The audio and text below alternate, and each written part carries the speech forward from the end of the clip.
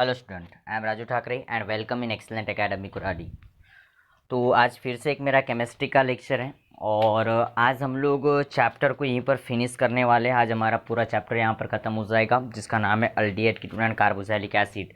तो गाइस मेरा इस चैप्टर का लास्ट लेक्चर होगा और इस लास्ट लेक्चर के अंदर में मैं 2-3 रिएक्शंस को आपको डिस्कस करवाने वाला और उन रिएक्शंस के बारे में हम अच्छे तरीके से आज क्या करेंगे, डिस्कस करेंगे गाइस। तो बड़े ध्यान से देखना, थोड़ा लेक्चर लंबा जाएगा तो बड़े ध्यान से इसको देखना कि ये किस तरीके से रिएक्शंस है, क्योंकि इनके ऊपर में क्वेश्चंस एग्जामिनेशन में पूछे जा सकते हैं। तो गाइज़ आई होप कि आप लोग वीडियो बराबर सुन रहे हो, वीडियो बराबर देख रहे हो, आप लोग होमवर्क बराबर बनाते चल रहे हो, प्रैक्टिस आप घर में कर रहे हो। इस उम्मीद के साथ में मैं इस लेक्चर को आगे बढ़ा रहा। और ध्यान रखना, जैसे मैं हमेशा बोलता हूँ, हर लेक्चर के स्टार्टिंग में आपको बोलते रहता, केमिस्ट्री को पढ़ने के लिए, केमिस्ट्री के टॉपिक को समझने के लिए सबसे पहले जो भी मैं आपको पीडीएफ सेंड कर रहा, उन पीडीएफ्स को पहले सबसे पहले लिख लिया करो एंड उसके बाद में वीडियो को रन करो, तो वो आपको टॉपिक अच्छे तरीके से समझेगा। आपका रजिस्टर सामने रखो और जो भी चीज़ें मैं बताते रहता उन चीज़ों को फॉलो करते चलो। तो गाइज़ मेरा आज का पहली रिएक्शन है, आज की जो पहली रिएक्शन है वो है reaction of carboxylic acid with ammonia. अब आपको कार्बोक्सिलिक एसिड की रिएक्शन किसके साथ में करना है? अमोनिया के साथ में यहाँ पर आपको रिएक्शन करना है। अब इस रिएक्शन को मैं ऐसा भी बोल सकता था कि फॉर्मेशन यहाँ पर तो उसके पहले, इस रिएक्शन को बोलने से पहले गाइज अपने को ये समझना चाहिए कि अमोनिया ने होता क्या है। अमोनिया एक गैस होती है NH3। NH3 मतलब क्या होता है? अमोनिया। तो इसका मतलब ये है RCOOH मतलब कार्बोक्सिलिक एसिड को, या ARCOOH मतलब एरोमेटिक कार्बोक्सिलिक एसिड को हमको रिएक्ट करना पड़ेगा किसके साथ में? NH3 के साथ। लेकिन गाइज ये रिएक्शन थोड़ी सी रिवर्सिबल जाती है, तो सबसे पहले वन स्टेप में रिएक्शन कंप्लीट नहीं होती। तो जब कार्बोक्सिलिक एसिड रिएक्ट होता है अमोनिया के साथ, तब सबसे पहले उससे अमोनियम कार्बोक्सिलेट साल्ट मिलता है। अमोनियम कार्बोक्सिलेट साल्ट का मतलब क्या होता है? मैं इस NH3 को ऐसा भी लिख सकता था। अब NH3 को आप HNH2 भी लिख सकते हो, कोई प्रॉब्लम वाली बात नहीं है। तो इसमें होता क्या है एक्चुअली, ये जो तुम्हारे पास में, आपके पास में जो दिया गया ये कार्बोक्सिलिक एसिड है RCOOH, ये NH3 पूरा टोटल आकर के इसके साथ में क्या हो जाता है? कंबाइन हो जाता है। अब ये पूरा इसके साथ में आकर के कंबाइन हो जाएगा, तो पहले से ही क्या था? R था उसके पास में, COO का ग्रुप जैसे का वैसा आपको नज़र आ रहा है, लेकिन एक्स्ट्रा में इस NH3 के साथ में ये H कंबाइन हो जाएगा तो ये NH4 बन जाएगा। तो इस नाइट्रोजन के ऊपर में पॉजिटिव चार्ज आ जाएगा और इस ऑक्सीजन के ऊपर में निगेटिव चार्ज आ जाएगा।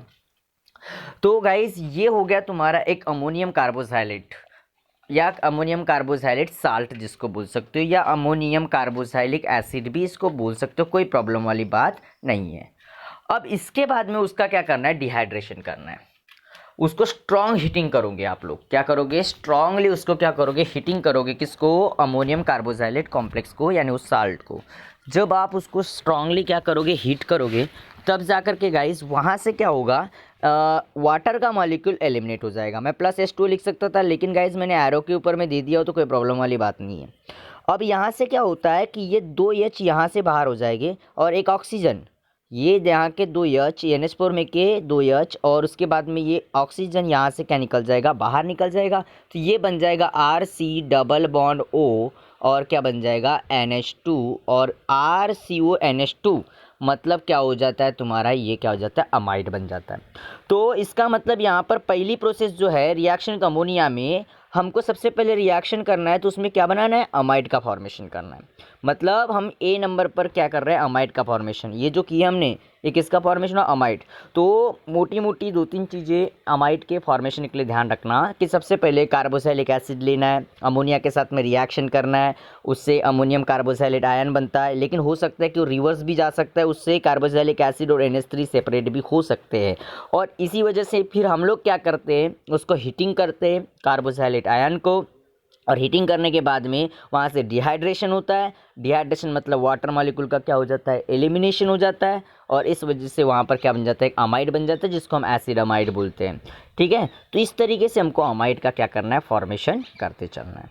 इसके बाद में इसके एग्जाम्पल से समझने का प्रयास करते हैं। इसके कुछ एग्जाम्पल्स है और कुछ बड़े इंटरेस्टिंग एग्जाम्पल है।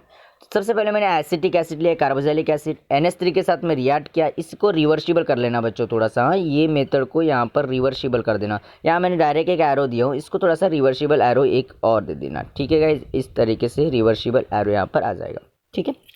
तो अब यहाँ पर क्या बन जाएगा, अमोनियम एसीटेट बन गया एज अ साल्ट। तो कुछ नहीं हुआ, CH3 जैसे का वैसा, CO जैसे का वैसा, और NH4 कैसे बना, NH3 और यहाँ का AH, ये वाला AH, इन ऐसे मिल करके क्या बन गया, NH4 मिल गया। NH4 तो NH3 मतलब अमोनिया और NH4 मतलब अमोनियम। NH4 का मतलब क्या हो गया, अमोनियम। बाकी का एसिटिक एसिड था ही, तो हम एसीटेट लिख सकते हैं। तो ये बन गया अमोनियम एसीटेट। फिर उसको क्या करोगे आप, हीटिंग करोगे, और हीटिंग करोगे तो आपको पता है वाटर मॉलिक्यूल निकलेगा यहाँ से। तो मैंने ये बाहर दिखा दिया आपको वाटर मॉलिक्यूल का एलिमिनेशन। तो इस तरीके से यहाँ पर एक एसिटामाइड बन गया, एसिटिक एसिड का एसिड और अमाइड जैसे का वैसा, तो क्या बन गया, एसिटामाइड बन गया। अब इसके बाद में कुछ दो रिएक्शंस है आपकी जो बड़ी इंपॉर्टेंट है, जिनके ऊपर में क्वेश्चंस एग्जामिनेशन में पूछा जा सकता है कि how will you prepare phthalimide from the phthalic acid. तो पैथैलिक एसिड का मतलब क्या होता है कि बेंजीन के रिंग के ऊपर में ऑर्थो पोजीशन पर दो COOH के ग्रुप क्या होना, अटैच होना, उसको पैथैलिक एसिड बोलते हैं। क्या बोलते हैं, पैथैलिक एसिड बोलते हैं। इसको हम बेंजीन डाइओइक भी एसिड बोल सकते हैं, बेंजीन 1,2 डाइओइक एसिड भी हम लोग बोल सकते हैं, कोई प्रॉब्लम वाली बात नहीं। तो इसमें कुछ नहीं करना है, अमोनिया के साथ में जब रिएक्ट करोगे तब दो COOH के ग्रुप है, तो दो COH के ग्रुप है तो दो NH3 लगेंगे, तो एक पहले वाले के पास में जाएगा, दूसरा सेकंड वाले के पास में जाएगा, तो इधर भी NH4 हो जाएगा, इधर भी क्या हो जाएगा, NH4 बन जाएगा। एक थोड़ा सा कॉम्प्लेक्स स्ट्रक्चर बन गया। फिर अकॉर्डिंग टू मेथड उसको क्या करेंगे, हम हीट करेंगे। अब उसको हीट करेंगे तो हीट करने के बाद में आपको एक नॉर्मल सा अमाइन वहाँ पर मिल जाता है, अमाइड बन जाता है, नॉर्मल अमाइड वहाँ पर आपको बन जाएगा। फिर उसमें दो मॉलिक्यूल देखो, जैसे यहाँ पर एक एटम था तो एक मॉलिक्यूल निकला था, यहाँ दो NH2 के दो COH ग्रुप है, तो यहाँ पर दो H2O के एटम लिबरेट हो गए। फिर उसका क्या करना है आपको, फिर से उसको आगे रिएक्शन को बढ़ाना है, तब वहाँ से क्या हो जाता है, डीअमोनोलाइसिस हो जाता है, मतलब वहाँ से NH3 बाहर निकलता है। अब NH3 कैसे कैसे बाहर निकलेगा मुझे बताओ। तो पहले में से एक में से H निकला, एक में से क्या निकल गया, H निकला, तो दूसरे में का NH2 पूरा बाहर निकलता है। एक के पास का पूरा H निकला, दूसरे के पास का NH2 बाहर जाता है, तो फिर बचा हुआ यहाँ का NH, ये दोनों से क्या हो जाता है, शेयर हो जाता है। ये CO जैसे का वैसा है, ये CO देखो आपको नीचे ऊपर जैसे का वैसा नज़र आ रहा है, बस यहाँ का ये NH, ये NH यहाँ का क्या हो गया, शेयर हो गया। और जब ऐसा होता है उसको पैथैलेमाइड बोलते हैं। तो ये ऐसा फॉर्मेशन याद रखना, आपको एग्जाम में पूछ सकते हैं, इसको IMP करके रख देना। फिर इसके बाद में इसी में आपको अमाइड के ही फॉर्मेशन में सेकंड मेथड बनना है कि उसमें कार्बोक्सिलिक एसिड से नहीं बनाना है, हमको एसिटिल क्लोराइड से बनाना है। अब एसिटिल क्लोराइड मतलब एकाइल क्लोराइड है एक्चुअली वो, तो एसिटिल ले लिया अपन ने, एकाइल क्लोराइड का फॉर्मेशन वहाँ पर करना था, तो एसिटिल क्लोराइड मैंने बोल दिया, मैं एकाइल क्लोराइड भी बोल सकता था। तो यहाँ पर एकाइल क्लोराइड, यहाँ पर हेडिंग को थोड़ा चेंज कर देना है, यहाँ पर अकाइल क्लोराइड ले लेना, एसिटिल मत लेना, अकाइल क्लोराइड लेना। इज इट क्लियर गाइस, ये थोड़ा सा यहाँ पर करेक्शन। अब यहाँ पर क्या हो जाएगा, एसिडामाइड को हम क्या करेंगे, अमोनिया के साथ में रिएक्ट करें, हम एसिटिल क्लोराइड को अमोनिया के साथ में क्या करेंगे, रिएक्ट करेंगे। ये रिएक्शन रिवर्सिबल नहीं होती है, तब जाकर के नॉर्मली बिल्कुल आसानी से यहाँ का मैं इसको क्या लिख लेने का, HNH2 लिख सकते हो, अमोनिया को HNH2। अब HNH2 लिख दिए तो कुछ नहीं बेटा कि यहाँ पर बिल्कुल ये NH2 सीधे जा कर के किसको मिलेगा, CO ग्रुप के पास में आ जाएगा, और ये चीज़ बचा हुआ वहाँ के Cl के साथ में क्या हो जाएगा, अटैच हो जाएगा, तो HCl बाहर निकल जाएगा और NH2 आकर के अटैच हो गया तो अमाइड बन गया। सिंपल प्रोसेस, बिल्कुल एग्जाम्पल में भी आपको नज़र आ रहा होगा। ये देखो एग्जाम्पल में बिल्कुल सिंपल है, एसिटिल क्लोराइड लिया, NH3 के साथ में रिएक्ट किया, वहाँ पर वही करोगे आप, HNH2 को लिखोगे ऐसा, NH2 को सीधे CO के पास में दोगे, और ये H सीधे इस Cl के साथ में लाओगे, तो HCl बाहर निकल जाएगा और NH2 आकर यहाँ अटैच हो जाएगा, और आपको नज़र आ रहा है अमाइड बनते हुए, एसिटामाइड। ऐसी बिल्कुल सादी सी सरल सी क्या है ये प्रोसेस है। अब इसके बाद में देखो, तो आप लोगों को यहाँ पर होमवर्क रहेगा कि आपको एसिटिल क्लोराइड के साथ में आपने तो बना दिए आप लोगों को, और एक दो एग्जाम्पल यहाँ पर आपको और बना करके देना है, दो एग्जाम्पल और आप लोग लोगे और उनको यहाँ पर मुझे बता करके बना करके भेजोगे। ठीक है गाइज, आप कोई भी दो एग्जाम्पल ले सकते हो, इस मेथड से आपको दो एग्जाम्पल्स बना करके मुझे भेजना है। Is it clear. उसके बाद में हम formation of the acid anhydride, अब एसिड अनहाइड्रेट का फॉर्मेशन थोड़ा सा कॉम्प्लिकेटेड, लंबा जाएगा मैटर, थोड़ा सा टॉपिक थोड़ा सा देख लो कि एसिड अनहाइड्रेट का फॉर्मेशन कैसे करते हैं। तो सबसे पहले हम लोग अगर मान के चलो कि दो कार्बोक्सिलिक ग्रुप लेते हैं, सबसे पहले अगर मान के चलो कि उसको हीटिंग करेंगे मोनोकार्बोक्सिलिक एसिड को, मतलब मोनोकार्बोक्सिलिक एसिड मतलब एक COOH का ग्रुप है, लेकिन मैंने दो कार्बोक्सिलिक एसिड लिया हो, ठीक है, लेकिन दोनों में देखो एक ही COOH के ग्रुप है। नहीं तो बोलोगे सर मोनोकार्बोक्सिलिक एसिड बोल रहे हो, दो ले रहे हो, तो मैंने मोनो इसलिए बोला हो कि ये भी कार्बोक्सिलिक एसिड में एक COOH का ग्रुप है, इसमें भी एक COOH का ग्रुप है। Is it clear? उसको हम अगर डिहाइड्रेटिंग एजेंट के साथ में अपन क्या करेंगे, P2O5 के साथ में क्या करेंगे और कॉन्सेंट्रेटेड H2SO4 के साथ में उसको रिएक्ट करेंगे, हीटिंग करेंगे, तब जा कर के वहाँ से अनहाइड्रेट मिलेगा। अब कैसे मिलेगा थोड़ा सा सोचो, H2O का यहाँ पर बाहर जाएगा, अब कैसे जाएगा थोड़ा सोचो। अब कैसे हुआ, आपके पास में ये वाला HOH इतना क्या कर दो, बाहर कर दो, इतना HOH बाहर कर दोगे तो ये बिल्कुल बाहर हो जाएगा, H2O बाहर निकलेगा।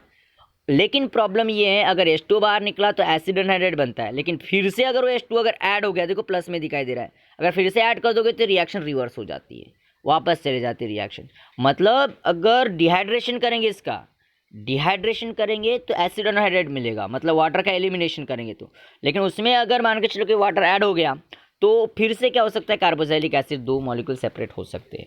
तो मतलब ये प्रोमिनेंट कोई रिएक्शन नहीं है, मतलब इससे अपने को एक इफेक्टिव प्रोडक्ट नहीं मिल रहा है। और इसके बेटर यील्ड के लिए हम लोग फिर क्या करते हैं, हमको अगर इसका बेटर यील्ड चाहिए और इसलिए हम लोग क्या करते हैं, इसके रिएक्शन सोडियम कार्बोक्सिलेट के साथ में एल्काइल क्लोराइड की रिएक्शन करते हैं। देखो पहले हम क्या करेंगे, सोडियम कार्बोक्सिलेट आयन बनाएंगे, एल्काइल क्लोराइड बनाएंगे और फिर दोनों को आपस में क्या करेंगे, रिएक्ट करेंगे। मैं आगे एग्जांपल में बताने वाला है कैसे करना है, ठीक है गाइस, मैं बताने वाला। तो सबसे पहले देखो मैंने सोडियम कार्बोक्सिलेट लिया, मतलब सोडियम कार्बोक्सिलिक एसिड की जगह पर सोडियम कार्बोक्सिलेट लेना है, लेकिन सोडियम कार्बोक्सिलेट जो होता है वो कार्बोक्सिलिक एसिड से ही बनता है, और ये जो एल्काइल क्लोराइड भी जो बनता है ये भी कार्बोक्सिलिक एसिड से ही बनता है, और इसीलिए हम इस मेथड के अंदर में इसको इंट्रोड्यूस करते हैं, एसिड अनहाइड्रेट का फॉर्मेशन। तो यहाँ पर कुछ नहीं, ये Na के साथ में क्या हो जाएगा, Cl क्या हो जाएगा, बाहर हो जाएगा, बाकी का उल्टा इसको वापस आकर के जोड़ दो। देखो R तो ये वाला R, ठीक है, ये CO तो ये वाला CO, और इधर का RCOO तो देखो RCO, और ये बचा वाला O शेयर हो गया, तो बन गया एसिड अनहाइड्रेट। क्योंकि एसिड अनहाइड्रेट का फार्मूला ही होता है RC डबल जो आपके सामने गिवन है, ठीक है। अब एग्जाम्पल्स में भी मैंने वही लिया, देखो सोडियम इथेनोएट लिया, एसिटिल क्लोराइड लिया और उसको एसिटिक अनहाइड्रेट के साथ में रिएक्ट कर दिया। अब ये कैसे आया आगे देखो, आगे मैं इसको समझा करके दे रहा, बड़े अच्छे तरीके से आपको आगे समझा रहा। देखो अब मैंने क्या किया, मैंने बोला कि acetyl chloride and sodium salt of acid are prepared by reacting carboxylic acid.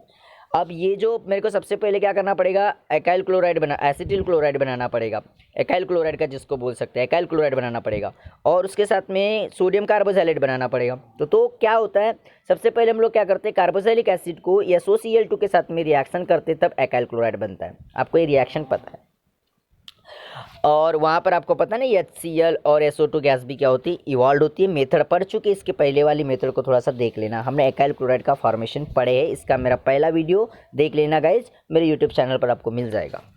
उसके बाद में ये कार्बोक्सिलिक एसिड को जब NaOH के साथ में रिएक्ट करते हैं तो sodium salt of carboxylic acid मिलता है, मतलब सोडियम साल्ट ऑफ एसिड मिलता है।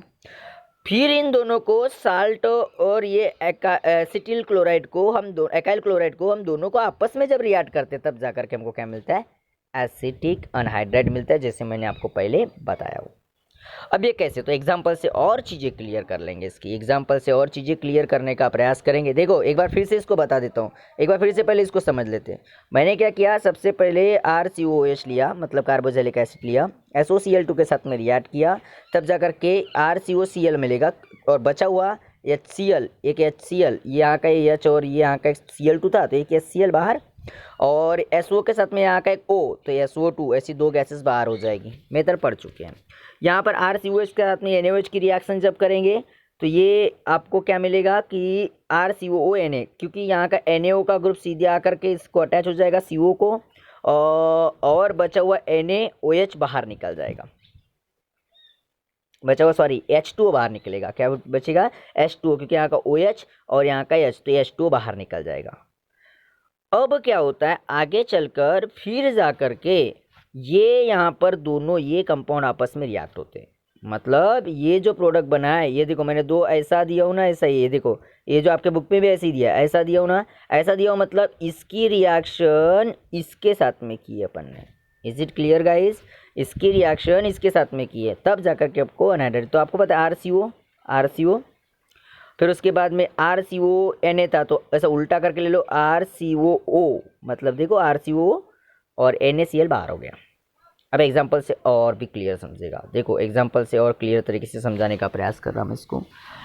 यहाँ पर देखो मैंने सबसे पहले देखो मैं पहले एसिटिल क्लोराइड कैसे बनाया, CH3COOH मतलब कार्बोक्सिलिक एसिड को लिया, इसको SOCl2 के साथ में मैंने रिएक्शन किया, तब देखो CH3 आपको CO का ग्रुप जैसे का वैसा दिखाई दे रहा है, यहाँ का एक Cl ये यहाँ पर नज़र आ रहा है, बचा क्या देखो यहाँ का OH बचा, और यहाँ का देखो यहाँ का बचा क्या है OH, और यहाँ का SOCl बचा, क्या बचा SOCl, क्योंकि एक Cl तो चला गया। तो यहाँ पर अगर मान के चलो तो क्या हो जाएगा, यहाँ का OH भी बचा हुआ है, तो यहाँ का O इसके पास में आ जाएगा तो ये SO2 बन जाएगा, ये OH में का, ठीक है। और वो जो HCl के साथ में आ जाएगा तो HCl बाहर निकल जाएगा। मैंने बाय प्रोडक्ट दिया नहीं, लेकिन आपको समझ सकता है क्योंकि इसके पहले मेथड हमने पढ़े हैं। फिर उसके बाद में तो ये एक मेरा कंपाउंड बन गया। फिर दूसरा मुझे क्या करना है, मुझे साल्ट वाला कंपाउंड बनाना है, तो मैं NaOH के साथ में रिएक्शन करूँगा। तो NaOH के साथ में रिएक्शन करूँगा तो वही आपको पता है कि यहाँ का NaO का ग्रुप सीधे इधर आएगा, OH बाहर निकला, OH बाहर निकला है, ठीक है, OH बाहर है, क्योंकि जो आपको ब्लू कलर में दिखाई दे रहा है, सॉरी ब्लू कलर नहीं, उसको अपन वायलेट कलर बोल सकते हैं, जो जामुनी कलर में आपको दिखाई दे रहा है OH, ठीक है। तो OH बाहर निकला और यहाँ का H बाहर निकला, ये देखो NaOH में का भी वो भी आपको जामुनी कलर में दिखाई देता है, H2O यहाँ पर क्या हो जाएगा, बाहर निकल जाएगा। तो अब मैं क्या करूँगा, इसकी रिएक्शन अब इसके साथ में करूँगा, ऐसा फंडा इसका, ठीक है। देखो सोडियम एसीटेट की रिएक्शन मैंने किसके साथ में किया, एसिटिल क्लोराइड के साथ में किया, तब जाकर के मुझे क्या मिला, एसिटिक अनहाइड्राइड मिला। मतलब इसका मतलब ये है एसिटिक अनहाइड्राइड को बनाने के लिए सबसे पहले हमको एकाइल क्लोराइड को फॉर्म करना होता है और सोडियम एसीटेट को फॉर्म करना होता है। क्योंकि हम नॉर्मली जब अनहाइड्रेट को जब बनाते हैं तो हम P2O5 के साथ में उसको रिएक्ट करते हैं, तब डिहाइड्रेशन होने के बाद में अनहाइड्रेट तो बनता है, दो मॉलिक्यूलर अगर कार्बोक्सिलिक एसिड रिएक्ट हो गए तो, लेकिन गाइस वो रिएक्शन रिवर्सिबल हो जाती है क्योंकि उसका तुरंतली हाइड्रेशन भी हो जाता है, और इसी वजह से इफेक्टिवली हमको प्रोडक्ट वहाँ पर नहीं मिलता। इसी वजह से हम पहले एकाइल क्लोराइड बनाते और सोडियम कार्बोक्सिलेट साल्ट बनाते, फिर उस एकाइल क्लोराइड को और सोडियम कार्बोक्सिलेट साल्ट को आपस में क्या करते, रिएक्ट करते हैं, तब जा कर के वहाँ पर NaCl के एलिमिनेशन के साथ हमको एसिटिक अनहाइड्राइड का फॉर्मेशन हो जाता है।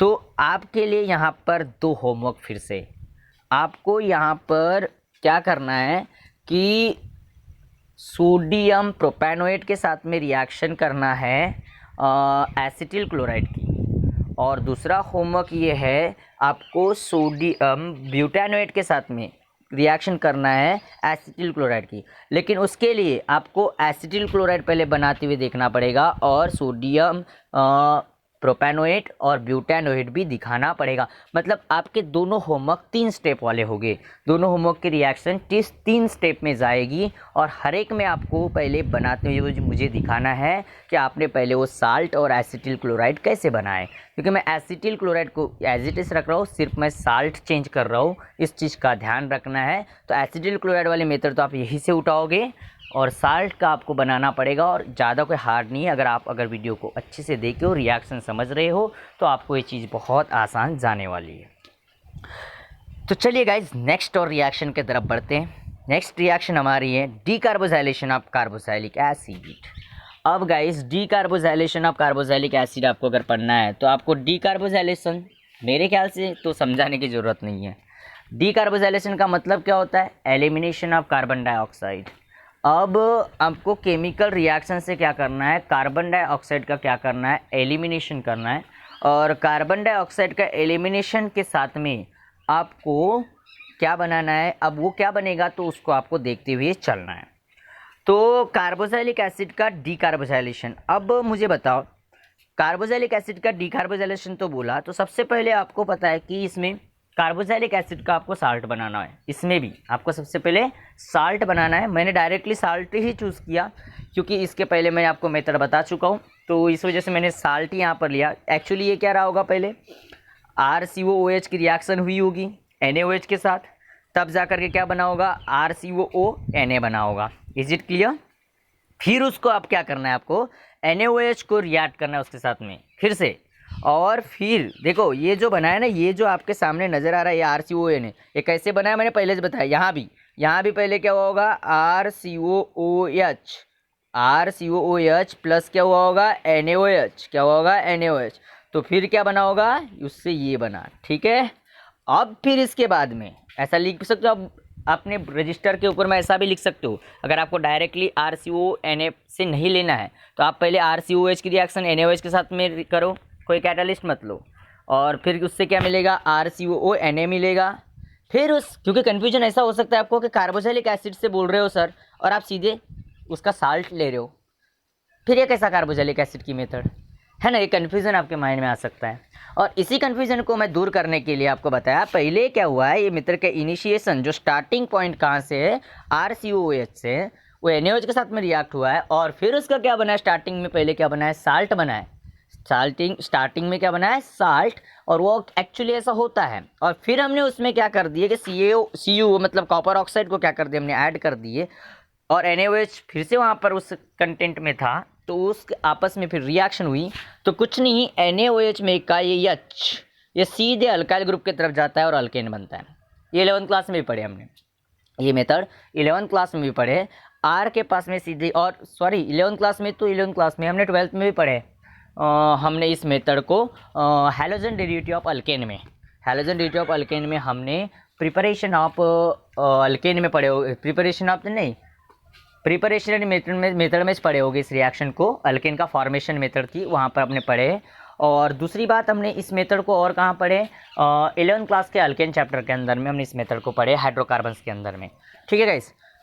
तो चलिए कुछ नहीं, हमने वैसा कर दिया। बचा क्या यहाँ पर देख लो, बचा Na 2 Na बचे तो Na2, यहाँ का कार्बन 2 ऑक्सीजन के साथ, और इधर का एक ऑक्सीजन, तो CO3।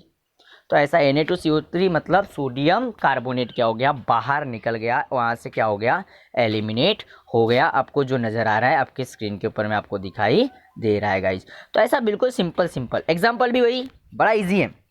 कैसे, देखो CH3COONA, अब ये भी कैसे बना बता दे रहा हूँ। ये पहले क्या हुआ होगा, एसिटिक एसिड रिएक्ट हुआ होगा, CH3 किसके साथ में, COOH के साथ। ये किसके साथ में रिएक्ट होगा, NaOH के साथ, एसिटिक एसिड NaOH के साथ में रिएक्ट होगा, और तब जा कर के क्या बना, सोडियम एसीटेट बना। फिर वो सोडियम एसीटेट आगे फिर से NaOH के मॉलिक्यूल के साथ में रिएक्ट हुआ, किसके प्रेजेंस में, कॉपर ऑक्साइड के प्रेजेंस में। तब जा कर के उससे अपने को तब जा कर के क्या बना, अल्केन बना। तो देखो CH3 जैसे का वैसा, और यहाँ का एक H आया तो क्या बन गया, CH4, ठीक है। बचा यहाँ का COO, और यहाँ का एक O तो CO3, और ये Na और Na2 तो Na2CO3 मतलब सोडियम कार्बोनेट क्या हो गया, बाहर निकल गया।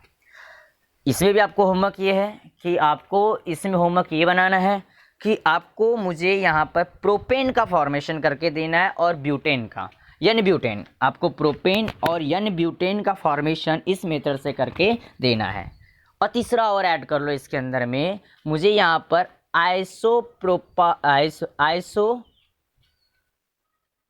का भी फॉर्मेशन मुझे करके देना है, क्योंकि आइसोप्रोपेन तो होगा नहीं, आइसोब्यूटेन का फॉर्मेशन करके देना है, सॉरी आइसोब्यूटेन का भी यहाँ पर मुझे फॉर्मेशन करके आपको देना है। 3 होमवर्क हो गए इस मेथड के ऊपर आपको, ठीक है। चलिए आगे बढ़ते हैं, आगे चैप्टर की लास्ट मेथड की तरफ बढ़ते हैं, और चैप्टर की लास्ट मेथड है रिडक्शन ऑफ कार्बोक्सिलिक एसिड। अब कार्बोक्सिलिक एसिड का अगर रिडक्शन हमको पढ़ना है तो इसका रिडक्शन अगर बोलेंगे तो इसके लिए अपने को रिड्यूसिंग एजेंट को यूज करना होता है lithium aluminium hydride. Lithium aluminium hydride को हम लोग यहाँ पर क्या करेंगे, यूज करेंगे, तब जाकर के इन द प्रेजेंस ऑफ किसके, ड्राई ईथर। लेकिन रिएक्शन रिवर्सिबल है, इसलिए मैंने इसका एग्जाम्पल कुछ नहीं बताया आपको, रिएक्शन रिवर्सिबल हो जाती है फिर से। तो रिडक्शन का मतलब क्या होता है, आपको 2 कंडीशन होती है रिडक्शन में, एक तो addition of addition of hydrogen, या फिर एलिमिनेशन ऑफ द क्या बोल सकते हैं अपन, क्या बोल सकते हैं, ऑक्सीजन। कुछ नहीं, यहाँ एलिमिनेशन हो रहा है ऑक्सीजन का, क्योंकि यहाँ पर देखो RCH2 तो मतलब हाइड्रोजन का एडिशन भी हो रहा है और एलिमिनेशन हो रहा है ऑक्सीजन का, और इसलिए क्या हो जाएगा, रिडक्शन हो जाएगा। और बड़ा इजी सा है, ज़्यादा कोई इसमें डिफ़िकल्टीज़ वाली मेथड नहीं है। ये मेथड हमने पढ़ चुके हैं पहले अल्कोहल चैप्टर के अंदर, और अल्कोहल चैप्टर के अंदर में पढ़े हैं। थोड़ा सा पेज को पलटाइएगा रजिस्टर के और ज़रा देखिएगा बड़े गौर से कि ये मेथड कैसी है, आपको बराबर चीज़ें समझ में आ जाएगी। और चैप्टर के अंत में गाइज हम लोग आज पढ़ने वाले हैं यूजेस, किसके, कार्बोक्सिलिक एसिड के। 1 मार्क का क्वेश्चन के लिए हम कोई पढ़ते हैं हमेशा। तो यूजेस में सबसे पहले अगर कार्बोक्सिलिक एसिड की अगर देखें तो एक एक के पढ़ते, थोड़े जो जो इंपॉर्टेंट मुझे लगते हैं उनके मैंने यूजेस आपको राइट करवाया। आप लोग अपने हिसाब से और यूजेस को देख सकते हो, जो आपके टेक्स्ट बुक में होंगे या कहीं होंगे, आप लोग उसको पुट कर सकते हो, आप ऐड कर सकते हो।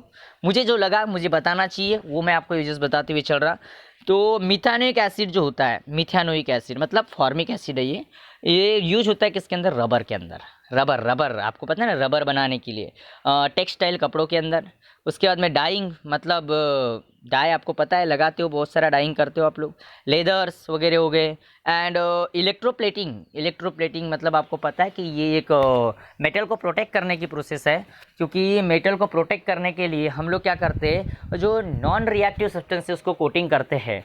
उस मेथड में आपको इलेक्ट्रोप्लेटिंग आपको नज़र आती है। कभी हम एलॉइंग करते हैं, कभी आप गैल्वेनाइजिंग करते हो, कभी टैनिंग करते हो, है ना। उसमें से एक इलेक्ट्रोप्लेटिंग मेथड है, उसके अंदर में जनरली हम लोग क्या करते हैं, फॉर्मिक एसिड को मतलब मिथानोइक एसिड को यूज करते हैं।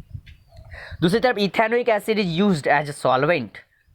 उस मिथानोइक एसिड, इथेनोइक जो एसिड होता है वो सॉल्वेंट के तौर पर क्या होता है, यूज होता है, बहुत सारे कंपाउंड को डिसॉल्व करता है और इसलिए सॉल्वेंट के तौर पर उसको यूज करेंगे। And as vinegar in food industry, और फूड इंडस्ट्री में विनेगार के तौर पर उसको क्या करते हैं, हम लोग क्या करते हैं, यूज करते हैं स्पॉन्जीनेस के लिए।